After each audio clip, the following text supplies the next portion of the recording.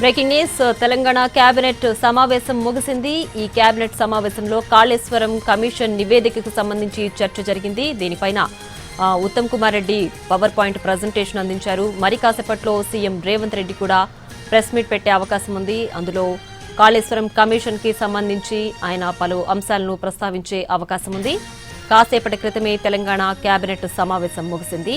ఈ కేబినెట్లో కాళేశ్వరం కమిషన్ నివేదికకు సంబంధించి చర్చ జరిగింది.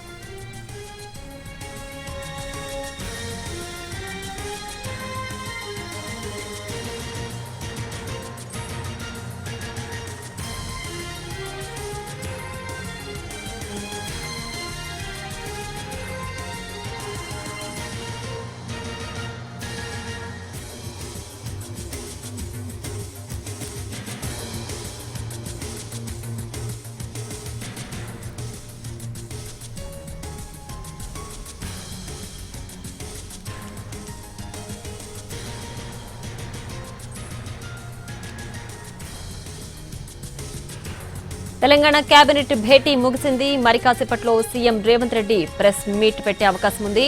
కాళేశ్వరం కమిషన్ నివేదికను సీఎం రేవంత్ మంత్రి ఉత్తమ్ ప్రజెంట్ చేయనున్నారు. ఇదే అంశానికి సంబంధించి పూర్తి డీటెయిల్స్ మా ప్రతినిధి చారి ఫోన్ లైన్ లో అందిస్తారు. చారి, చెప్పండి, తెలంగాణ కేబినెట్ భేటీ ముగిసింది కదా, ఏంటి ప్రజెంట్ దీంట్లో ఉన్న అప్డేట్? కేబినెట్ సమావేశం ముగిసింది. మరి కాసేపట్లో మీడియా సమావేశాన్ని సీఎం రేవంత్ రెడ్డి మంత్రులందరితో కలిసి ఏర్పాటు చేయబోతున్నారు. ఈ కేబినెట్ లో ప్రధానంగా అసెంబ్లీలో కాళేశ్వరం కమిషన్ ఇచ్చినటువంటి నివేదిక మీద చర్చించాలనేటువంటి నిర్ణయం తీసుకున్నారు. ఆ అసెంబ్లీలో చర్చించిన తర్వాతనే దాని వచ్చినటువంటి నివేదిక ఆధారంగా ఎలాంటి చర్యలు తీసుకోవాలనేటువంటి అంశాలకు సంబంధించి ఓ నిర్ణయం తీసుకునేటువంటి అవకాశం అయితే కనబడుతుంది. ఈ రోజు జరిగినటువంటి కేబినెట్ లో ఇప్పటి వరకు అధికారుల కమిటీ ఇచ్చినటువంటి నివేదిక మీద మంత్రి ఇరిగేషన్ శాఖ మంత్రిగా ఉన్నటువంటి Uttam Kumar Reddy power point presentation ఇచ్చారు. సుమారు 665 పేజీల నివేదిక ఇచ్చినటువంటి నేపథ్యంలో మొత్తం 60 ఇష్యూస్ ని మెన్షన్ చేసుకుంటూ వచ్చారు. 60 పేజీల్లో బ్రీఫ్ చేశారు. మొత్తం ఈ బ్రీఫ్ చేసినటువంటి నివేదికలో మొత్తం 32 సార్లు కేసీఆర్ పేరుని ప్రస్తావించారు. 19 సార్లు హరీష్ రావు పేరు, 5 సార్లు ఈటెల రాజేందర్ పేర్లని ప్రస్తావించినట్టు తెలుస్తుంది. బ్యారేజ్ల నిర్మాణానికి కేబినెట్ సబ్ కమిటీ సిఫార్సు చేసిందని, కేబినెట్ అనుమతి ఉందని అప్పట్లో ఆర్థిక శాఖ మంత్రిగా ఉన్నటువంటి ఈటెల రాజేందర్ కమిషన్ ముందు తప్పుడు స్టేట్మెంట్ ఇచ్చారనేటువంటి అభిప్రాయాన్ని కూడా కేబినెట్ లో చర్చించినట్టు తెలిసింది. ఇప్పుడు ఆర్థిక శాఖ మంత్రిగా ఉన్న ఈటెల రాజేందర్ ఉదాసీనంగా నిర్లక్ష్యంగా వ్యవహరించారు అనేటువంటి అంశాన్ని కూడా కమిషన్ పేర్కొన్నట్టు కేబినెట్ లో ప్రజెంటేషన్ సందర్భంగా ఉత్తమ్ కుమార్ రెడ్డి చెప్పినట్టు తెలిసింది. వీటితో పాటుగా ఈ కాళేశ్వరం ప్రాజెక్టు నిర్మాణం కావచ్చు, ప్లానింగ్ లొకేషన్ కి సంబంధించినటువంటి విషయాలన్నిటి మీద కూడా కేసీఆర్ చొరవ ఎక్కువ తీసుకున్నారు. అధికారులు చేయాల్సినటువంటి పనులన్నీ కూడా అప్పుడు సీఎం గా ఉన్నటువంటి కేసీఆర్ చేశారనేటువంటి అంశాన్ని కూడా ప్రధానంగా ప్రస్తావించినట్టు తెలుస్తుంది. కాళేశ్వరం ప్రాజెక్టు ప్లానింగ్ నుంచి నిర్మాణం, బ్యారేజ్ల ఆపరేషన్ అండ్ మెయింటెనెన్స్ వరకు అన్ని అవకతవకలు జరిగాయి అనేటువంటి అంశాలను చెప్పడంతో పాటు ఇవన్నిటిని కూడా ప్రత్యక్షంగా కానీ పరోక్షంగా కానీ కేసీఆర్ బాధ్యుడు అనేటువంటి అంశాన్ని కమిషన్ ఇచ్చినటువంటి నివేదికలో ప్రస్తావించినట్టు తెలుస్తుంది. కేసీఆర్ తో పాటు అప్పుడు ఇరిగేషన్ శాఖ మంత్రిగా ఉన్నటువంటి హరీష్ రావుని కూడా బాధ్యుడిని చేస్తూ కమిషన్ నివేదిక ఇచ్చింది.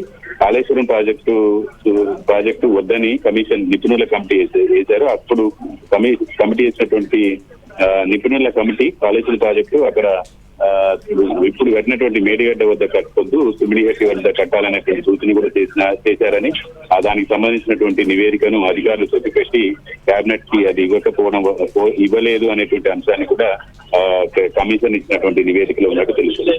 కొద్దిసేపట్లో సీఎం రేవంత్ రెడ్డి, ఇరిగేషన్ శాఖ మంత్రి ఉత్తమ్ కుమార్ రెడ్డి, డిప్యూటీ బట్టి విక్రమార్క, మిగతా మంత్రులందరితో కూడా మీడియా సమావేశాన్ని ఏర్పాటు చేయబోతున్నారు. ఈ మీడియా సమావేశంలో కూడా కాళేశ్వరం కమిషన్ ఇచ్చినటువంటి ఏదైతే నివేదిక ఉందో ఆ నివేదికను కూడా ప్రజెంట్ చేయాలనేటువంటి ఆలోచనతో ఉన్నారు. ప్రజలందరికీ కూడా ఈ కమిషన్ ఏం చెప్పింది, కాళేశ్వరంలో ప్రాజెక్టు నిర్మాణంలో జరిగినటువంటి లోపాలు ఏంటి అనేటువంటి అంశాలన్నిటిని కూడా ప్రస్తావించాలనేటువంటి ఆలోచనతో తగ్గుతుంది.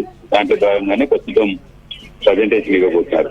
ఇక కేబినెట్ లో నిర్ణయించినట్టుగా అసెంబ్లీని సమావేశపరిచి అసెంబ్లీలో పూర్తి స్థాయిలో 665 పేజీలకు సంబంధించినటువంటి నివేదికను సభలో పెట్టి అందరి అభిప్రాయాలు కూడా సేకరించాలనేటువంటి ఆలోచనతో ప్రభుత్వం ఉన్నట్టు తెలుస్తుంది.